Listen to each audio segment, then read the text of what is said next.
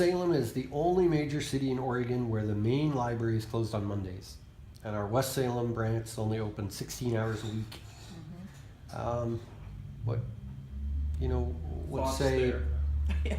Mayor Smith about what do you do about Well, again, that? it's priorities. Library, free access to a free library, to me, is very important. That's a really high priority for me.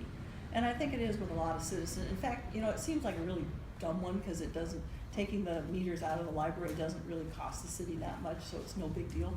But people, that's probably been the campaign promise that I've had, that more people have responded positively to. Yeah, it's just a little thing, but yet people are really behind it.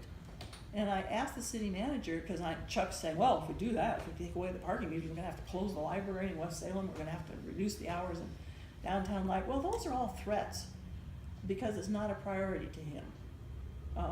You know, I think if we cut the number of consultants in half, we've saved millions of dollars right there.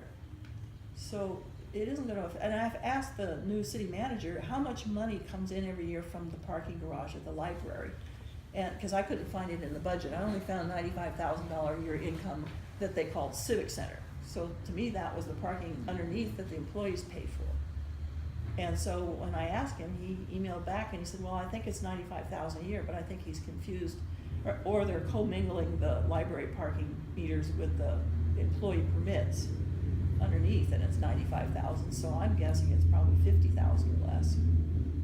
That's not a lot of money in the city, in a $360 million budget. That's budget dust.